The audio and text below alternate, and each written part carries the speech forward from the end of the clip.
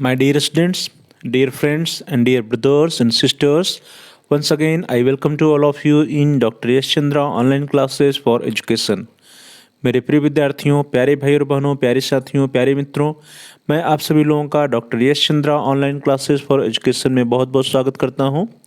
प्रिय विद्यार्थियों, पिछले क्लास में हम सभी लोगों ने वैदिक कालीन शिक्षा या वैदिक इरा या वैदिक पीरियड का जो एजुकेशन सिस्टम है उससे रिलेटेड हम लोगों ने organisation and structure of education अर्थात शिक्षा की संरचना एवं संगठन के बारे में अध्ययन किया था। और पिछली क्लास में हम सभी लोगों ने देखा था कि वैदिक काल में जो शिक्षा थी उस शिक्षा को हम लोग मुख्य रूप से दो भागों में या दो स्तरों में विभाजित कर सकते थे। जो लोअर लेवल था या जो लोअर निम्नतम स्तर था उसको हम लोगों ने प्रारंभिक शिक्षा या प्राथमिक शिक्षा कहा था, जो कि घरों पर हुआ करती थी। और उसके उपरांत जो उच्च स्तर था या जिसको हम लोग उच्च शिक्षा या हायर एजुकेशन कहते हैं, जो कि गुरुकुल में विशेष रूप से हुआ करती थी।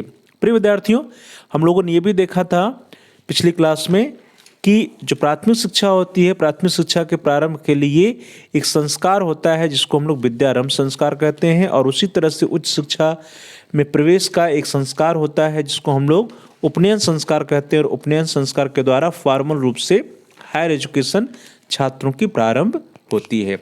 प्रिय विद्यार्थियों, उसी सीरीज में उसी श्रृंखला में आज हम लोग देखेंगे कि जो वैदिक कालीन शिक्षा व्यवस्था थी उस वैदिक कालीन शिक्षा व्यवस्था में वे कौन कौन से मुख्य रूप से शिक्षण संस्थान थे जहां पर शिक्षा दी जाती थी। तो what are the types of educational institutions of Vedic period और वैदिक इरा एजुकेशन सिस्टम, इसके बारे में हम लोग आज की क्लास में इस कक्षा के अंतर्गत इस वीडियो में अध्ययन करेंगे। तो चलो दोस्तों, आज की क्लास को हम सभी लोग आगे बढ़ाते हैं और स्टार्ट करते हैं।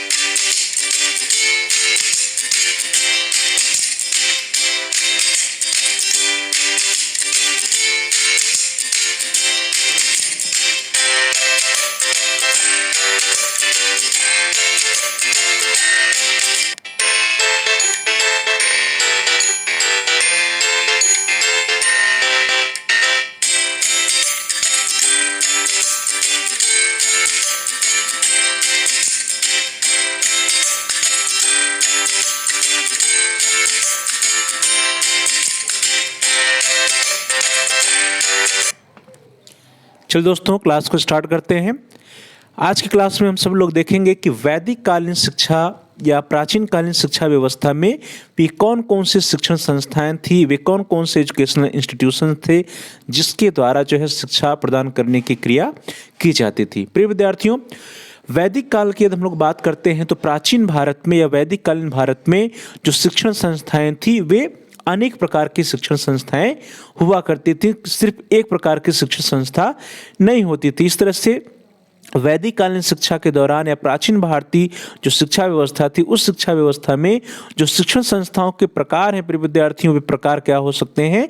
वे प्रकार अनेक प्रकार के होते हैं। Many types of educational institutions वैदिक इरा में पाए जाते थे। वैदिक कालीन शिक्षा व्यवस्था में अनेक प्रकार की शिक्षण संस्थाएं पाई जाती थी, परंतु उन सभी अनेक प्रकार के शिक्षण संस्थाओं में से जो सबसे प्रचलित शिक्षण संस्था थी उसका नाम आप सभी लोग पहले भी सुन चुके हैं, वो है गुरुकुल। तो प्रिय विद्यार्थियों, the first one is Gurukul. जो गुरुकुल हुआ करता था वो जो है प्राचीन कालीन शिक्षा व्यवस्था या वैदिक कालीन शिक्षा व्यवस्था में सबसे अधिक प्रचलित जो है शिक्षण संस्थान हुआ करते थे। प्रिय विद्यार्थियों, गुरुकुल को ही हम लोग आश्रम भी कहते थे और गुरुगृह भी कहा जाता था। इस तरह से ये देखा जाए तो जो गुरुकुल हुआ करता था, इस गुरुकुल का एक नाम गुरुगृह भी होता है और दूसरा नाम आश्रम भी हो सकता है। उसको हम लोग गुरुकुल भी कह सकते हैं, गुरुगृह भी कह सकते हैं या आश्रम भी कह सकते हैं। फिर विद्यार्थियों, यदि हम लोग गुरुकुल की जो स्थापना होती थी, जो गुरुकुल स्थापित किया जाता था, उसके बारे में बात करें तो जो गुरुकुल होता था वो शहर के कोलाहल से दूर होता था, नगर के कोलाहल से दूर होता था, और शहर या नगर से दूर एक उपवन या जंगल में जो है गुरुकुल को स्थापित किया जाता था। और गुरुकुल जो होता था प्रिय विद्यार्थियों, वो उपवन में या जंगल में होता था, परंतु उसकी जो स्थापना होती थी, जो गुरुकुल स्थापित किए जाते थे, वो एकांत स्थान पर होते थे। लेकिन वो एकांत स्थान भी रमणीय स्थान होता था, एक सुंदर स्थान होता था। तो इस तरह से गुरुकुल जो होता था वो प्रायः शहर की से या नगर के कोलाहल से दूर होता था, उपवन में होता था, जंगल में होता था। लेकिन जंगल के एकांत स्थान में होने के बावजूद वह एक कुछ सुंदर, उसका जो लोकेशन होता था वो रमणीय होता था, सुंदर स्थान पर गुरुकुल को स्थापित किया जाता था। प्रिय विद्यार्थियों, जो गुरुकुल में शिक्षा प्रदान की जाती थी, उस शिक्षा व्यवस्था में जो छात्र होते थे वे छात्र जो है गुरुकुल में ही रहा करते थे। इसके बारे में हम लोगों ने पहले भी चर्चा किया है कि गुरुकुल की जो व्यवस्था होती थी, गुरुकुल व्यवस्था में जो छात्र होते थे वो गुरु के साथ गुरुकुल में ही रहते थे, और जो छात्र गुरुकुल में शिक्षा ग्रहण करते थे उन छात्रों को ब्रह्मचारी कहा जाता था। तो प्रिय विद्यार्थियों, इस तरह से जो छात्र हो गए गुरुकुल के, उन गुरुकुल के छात्रों को ब्रह्मचारी के नाम से बुलाया जाता था। ब्रह्मचारी के अलावा ही उनको जो है, चूंकि वो उनका आवास वहीं होता था, गुरुकुल में ही होता था, इसलिए उनको अंतःवासी के नाम से भी बुलाया जाता था, या इसी को कुलवासी के नाम से भी छात्रों को बुलाते थे, या छात्रों को कुलवासी या अंतःवासी या ब्रह्मचारी कहा जाता था। तो प्रिय विद्यार्थी, इस तरह से देखा जाए तो गुरुकुल में जो शिक्षा ग्रहण करने वाले छात्र होते थे, जो शिक्षा ग्रहण करने वाले बालक होते थे, उनको ब्रह्मचारी कहा जाता था, अथवा अंतःवासी कहा जाता था, अथवा कुलवासी के नाम से उनको पुकारा जाता था। प्रिय विद्यार्थियों, गुरुकुल में शिक्षा लेने वाले बालक या शिक्षा लेने वाले छात्रों को ब्रह्मचारी अथवा अंतःवासी अथवा कुलवासी कहा जाता था। अब यदि हम लोग बात करें कि गुरुकुल में जो शिक्षा प्रदान की जाती थी वो शिक्षा किन विषयों की दी जाती थी, तो गुरुकुल में प्रिय विद्यार्थियों जो शिक्षा दी जाती थी वो धार्मिक जो साहित्य होते थे या धर्म से संबंधित शिक्षा या वेदों की शिक्षा गुरुकुल में गुरु के द्वारा दी जाती थी। प्रिय विद्यार्थियों, विषयों की बात किया जाए तो वेदों, साहित्यों तथा धर्म की मौखिक शिक्षा जो है गुरुकुल में प्रदान की जाती थी। यहाँ पे ध्यान दीजिए कि जो शिक्षा, जो टीचिंग मेथड था, जो शिक्षण विधि थी, वो कौन सी विधि थी? वो ओरल मेथड होती थी, अर्थात मौखिक शिक्षा विधि से गुरुकुल में छात्रों को, विद्यार्थियों को वेद, साहित्य और धर्म की शिक्षा प्रदान की जाती थी। और यदि हम लोग शिक्षकों की बात करें कि कितने शिक्षक होते थे, शिक्षकों की संख्या की बात की जाए तो प्रत्येक गुरुकुल में सिर्फ और सिर्फ एक शिक्षक हुआ करता था। तो इस तरह से प्रत्येक गुरुकुल में जो शिक्षकों की संख्या होती थी वो कितनी होती थी?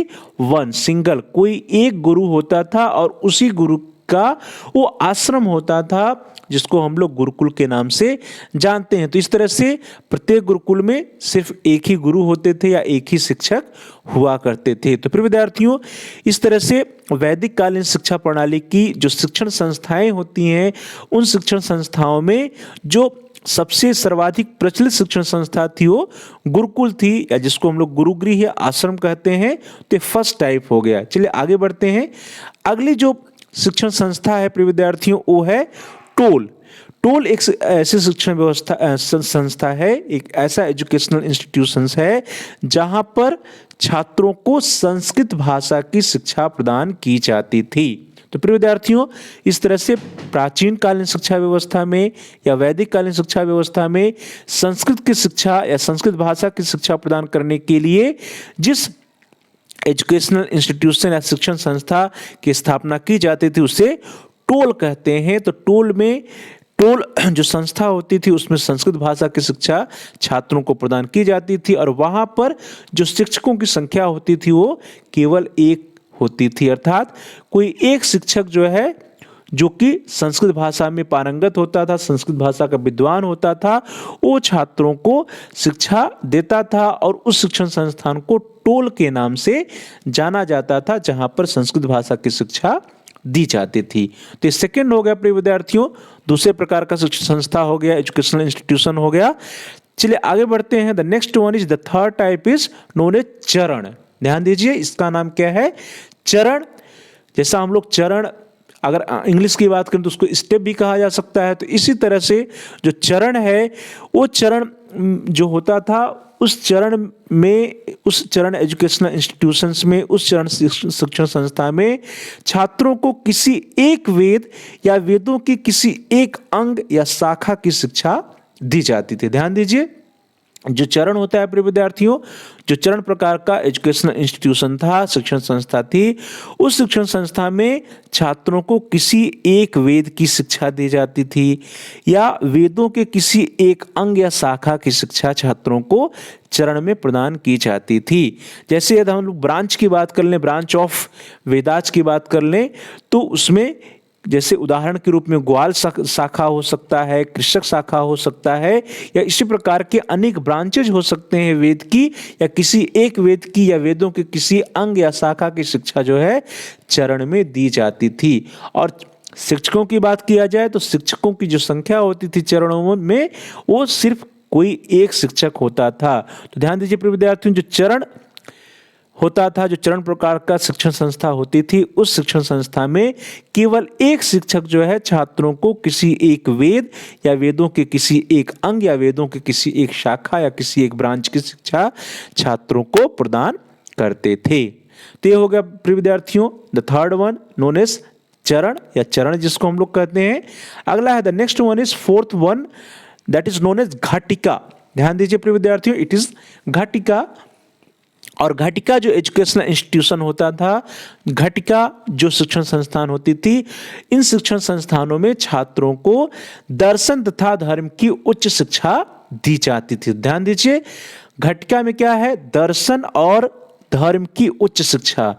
हायर एजुकेशन जो दी जाती थी फिलॉसफी में या रिलीजन से रिलेटेड, वो कहाँ दी जाती थी? घटिका में दी जाती थी। और यदि हम लोग शिक्षकों की बात करें तो यहाँ पे जो शिक्षकों की संख्या होती थी वो एक से अधिक होती थी। तो प्रिय विद्यार्थियों, इस तरह से कहा जाए, जो घटिका है हमारा, घटिका नामक एजुकेशनल इंस्टीट्यूशन में, घटिका नामक शिक्षण संस्थान में अनेक शिक्षकों के द्वारा धर्म और दर्शन की शिक्षा छात्रों को, विद्यार्थियों को प्रदान की जाती थी। तो इस तरह से जो घटिका हो गया वो हायर एजुकेशन इंस्टीट्यूशन है और एक ऐसे प्रकार का हायर एजुकेशन इंस्टीट्यूशन है जहां पर छात्रों को फिलॉसफी की, रिलीजन्स की, धर्म की और दर्शन की शिक्षा अनेक शिक्षकों, अनेक गुरुओं के द्वारा, अनेक अध्यापकों के द्वारा, अनेक शिक्षकों के द्वारा प्रदान की जाती थी। This one is the fourth one जिसको हम लोग घटिका कह रहे हैं। अगला है प्रिय विद्यार्थियों, नेक्स्ट वन इज परिषद। ध्यान दीजिए, जो पांचवा है परिषद। तो परिषद जो शब्द होता है प्रिय विद्यार्थियों, परिषद शब्द का अर्थ ही होता है सभा, विद्वानों की सभा। तो पांचवें प्रकार का जो एजुकेशनल इंस्टीट्यूशन होता था वो क्या होता था? वो विद्वानों की सभा होती थी। और इन विद्वानों की सभा के द्वारा छात्रों को विभिन्न विषयों की शिक्षा प्रदान की जाती थी। तो प्रिय विद्यार्थी, इस तरह से परिषद जो हो गया वो क्या है? विद्वानों की सभा होती थी और इस परिषद के द्वारा छात्रों को, विद्यार्थियों को विभिन्न विषयों की शिक्षा प्रदान की जाती थी। और यदि हम लोग शिक्षकों की बात करें तो सामान्यतः 10 शिक्षक एक परिषद में हुआ करते थे। तो प्रिय विद्यार्थी, इस तरह से परिषद क्या हो गया? परिषद हो गया विद्वानों या शिक्षकों की एक सभा जहां पर सामान्यतः 10 शिक्षक हुआ करते थे। ये 10 शिक्षक जो है मिलकर के विभिन्न विषयों की शिक्षा छात्रों को प्रदान किया करते थे। तो इस तरह से परिषद क्या है? परिषद वह उच्च शिक्षण संस्थान होता था जहां पर एक से अधिक जहां पर सामान्यतः 10 शिक्षक होते थे। 10 शिक्षक मिलकर के छात्रों को विभिन्न विषयों की शिक्षा प्रदान करते थे। चलिए आगे बढ़ते हैं। द नेक्स्ट वन इज विद्यापीठ। ध्यान दीजिए प्रिय विद्यार्थियों, विद्यापीठ है अगला सिक्स्थ वन।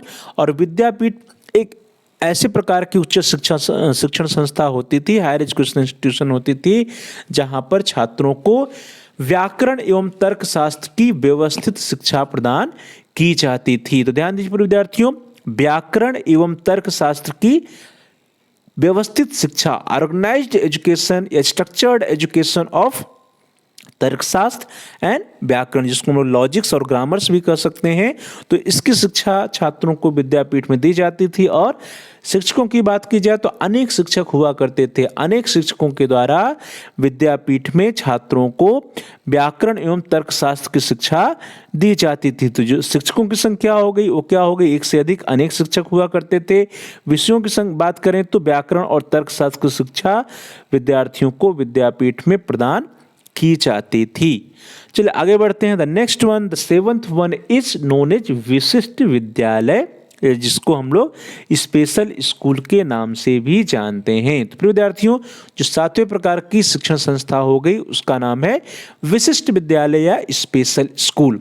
तो प्रिय विद्यार्थियों, जैसा नाम से स्पष्ट है विशिष्ट विद्यालय या स्पेशल स्कूल, तो स्पेशल स्कूल वे स्कूल होते थे जहां पर विद्यार्थियों को, छात्रों को विशिष्ट प्रकार की या विशिष्ट विषयों की शिक्षा दी जाती थी। तो प्रिय विद्यार्थियों, विशिष्ट विद्यालय क्या होते थे, जो विशिष्ट विद्यालय होते थे किसी एक विशिष्ट विषय की शिक्षा उन विशिष्ट विद्यालयों में दी जाती थी। ध्यान दीजिए, विशिष्ट विषयों में जैसे वेद की शिक्षा, यज्ञ की शिक्षा, हवन की शिक्षा, चिकित्सा की शिक्षा, कृषि की शिक्षा, वाणिज्य की शिक्षा, सैन्य शिक्षा आदि जो है छात्रों को प्रदान की जाती थी। तो इस तरह से हम लोग ये कह सकते हैं कि जो विशिष्ट विद्यालय होते थे, विशिष्ट विद्यालय विशिष्ट विषयों की शिक्षा छात्रों को देते थे। और यहाँ पर यदि शिक्षकों की बात करें, टीचर्स की बात करें, गुरु की बात करें, तो प्रत्येक विशिष्ट विद्यालय में कोई एक शिक्षक हुआ करता था। ध्यान दीजिए, यहाँ पे शिक्षक कितने हैं, कोई एक शिक्षक है। तो शिक्षकों की संख्या एक हो गई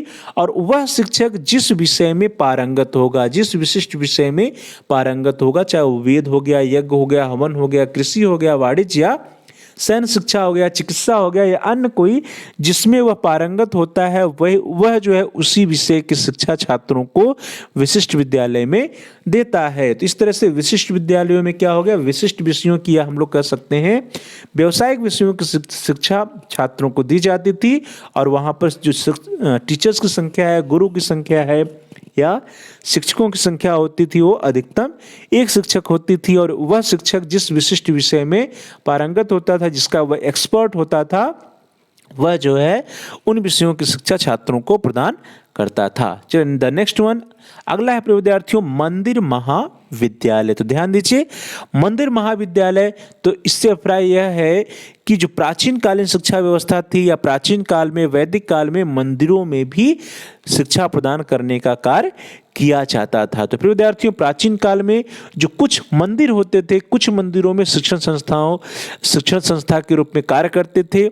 जो मंदिर होते थे वे शिक्षा देने का कार्य करते थे। तो प्रिय विद्यार्थियों, इस तरह से जो मंदिर महाविद्यालय हुआ करता था, इन मंदिर महाविद्यालयों में छात्रों को धर्म, दर्शन, वेद तथा व्याकरण आदि की शिक्षा दी जाती थी। तो प्रिय विद्यार्थी, इस तरह से मंदिर महाविद्यालय क्या हो गया, मंदिर महाविद्यालय ऐसा मंदिर जहां पर छात्रों को धर्म, दर्शन, वेद तथा व्याकरण की शिक्षा प्रदान की जाती थी।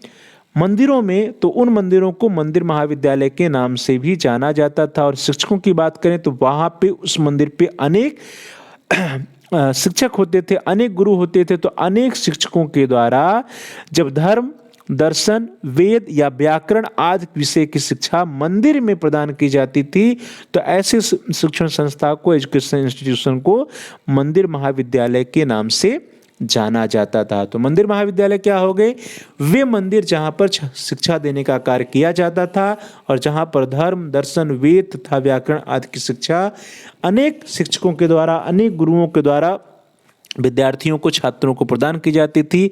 ऐसे मंदिरों को हम लोग मंदिर महाविद्यालय के नाम से जानते हैं। द नेक्स्ट वन, आठवीं जो शिक्षा संस्था है वैदिक कालीन या प्राचीन कालीन शिक्षा व्यवस्था की, वो है ब्राह्मणी महाविद्यालय। ध्यान दीजिए, इसका नाम क्या है, ब्राह्मणी महाविद्यालय। और ब्राह्मणी महाविद्यालय को भी चतुष्पथी के नाम से जाना जाता है।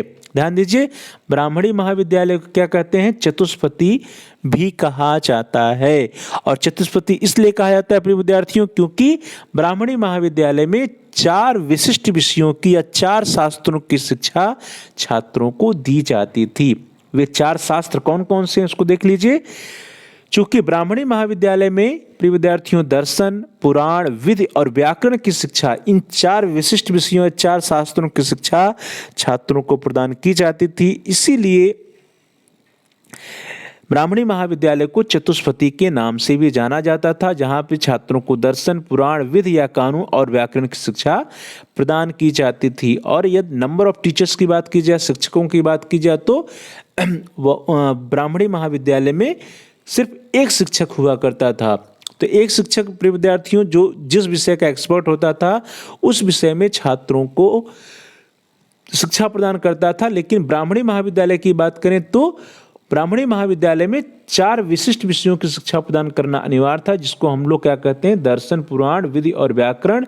और इसी वजह से ब्राह्मणी महाविद्यालय को चतुष्पति भी कहा जाता है। तो क्यों कहा जाता है चतुष्पति ब्राह्मणी महाविद्यालय को? क्योंकि यहाँ पर 4 शास्त्र, दर्शन, पुराण, विधि और व्याकरण की शिक्षा किसी एक प्रकांड विद्वान या किसी एक शिक्षक या किसी एक गुरु के द्वारा प्रदान किया जाता था। तो नेक्स्ट वन, अगली बात चर्चा करें प्रिय विद्यार्थियों, तो अगला है यूनिवर्सिटीज या विश्वविद्यालय। तो विश्वविद्यालय का नाम आप सभी लोगों ने सुना ही होगा। ढेर सारे विश्वविद्यालय उस समय प्राचीन काल में भी हमारे देश में थे, जो कि क्या होते थे, हायर एजुकेशन या उच्च शिक्षा प्रदान करने वाले प्रमुख संस्थान होते थे। प्रिय विद्यार्थियों, उच्च शिक्षा की अनेक संस्थाएं होती थी, जिन संस्थाओं में विश्वविद्यालय का नाम भी शुमार होता था। जो कुछ संस्थाएं पहले जो होती थी प्रिय विद्यार्थियों प्राचीन या वैदिक कालीन शिक्षा व्यवस्था में, वो संस्थाएं जो है स्टार्ट तो करती थी छोटे लेवल से, लेकिन धीरे धीरे वे विश्वविद्यालय का रूप ले लेती थी। तो प्रिय विद्यार्थियों, जो विश्वविद्यालय हुआ करते थे उन विश्वविद्यालयों में धार्मिक शिक्षा, वाणिज्य, चित्रकला, चिकित्सा शास्त्र आदि की शिक्षा, आदि विषयों की एजुकेशन जो है छात्रों को प्रदान किया जाता था। और यदि हम लोग बात करते हैं यूनिवर्सिटी में नंबर ऑफ टीचर्स की, तो अनेक शिक्षक हुआ करते थे जो कि छात्रों को विभिन्न विषयों की शिक्षा विश्वविद्यालय में प्रदान करते थे। तो प्रिय विद्यार्थी, इस तरह से कालांतर में क्या हुआ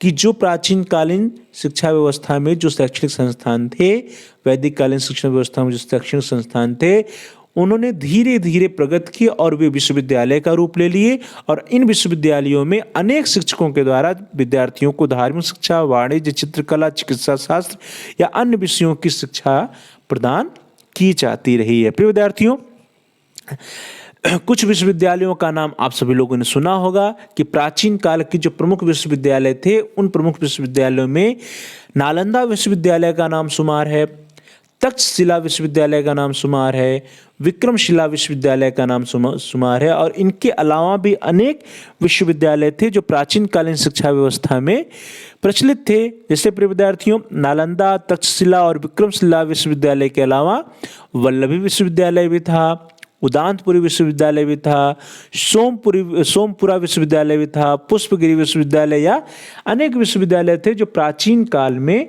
भारतीय शिक्षा के प्रमुख केंद्र हुआ करते थे। तो प्रिय विद्यार्थियों, इस तरह से 10 शिक्षण संस्थाओं के बारे में हम लोगों ने चर्चा कर लिया, जो कि वैदिक कालीन की प्रमुख शिक्षण संस्थाएं थी। और अगला है प्रिय विद्यार्थियों, जिसको हम लोग परिव्राजकाचार्य कहते हैं। परिव्राजकाचार्य और परिव्राजकाचार्य जो है प्रिय विद्यार्थियों, यह जो होता था, जो हमारे कुछ गुरु हुआ करते थे, कुछ आचार्य हुआ करते थे, वे भ्रमण करते हुए विद्यार्थियों को, लोगों को विद्या प्रदान करने का कार्य करते थे। तो ध्यान दीजिए, कुछ जो आचार्य होते थे वे आचार्य भ्रमण करते हुए विद्या का प्रसार करते थे, और ऐसे आचार्यों को परिव्राजक के नाम से जाना जाता था। ध्यान दीजिए, ऐसे आचार्यों को परिव्राजक के नाम से जाना जाता था, और इसीलिए इसको परिव्राजकाचार्य कहा जाता है। तो प्रिय विद्यार्थियों, इस तरह से हम लोग देखें तो परिव्राजकाचार्य के अंतर्गत कुछ आचार्य, कुछ शिक्षक जो है भ्रमण करते हुए विद्या का प्रसार करने का कार्य करते थे, जिनको परिव्राजक कहते हैं। तो इस तरह से परिव्राजकाचार्य क्या हो गया, एक ऐसा शिक्षण संस्था हो गया या एक इस प्रकार का शिक्षा देने का प्रकार हो गया, जिसमें जो आचार्य हुआ करते थे, जो शिक्षक या गुरु हुआ करते थे, वो भ्रमण करते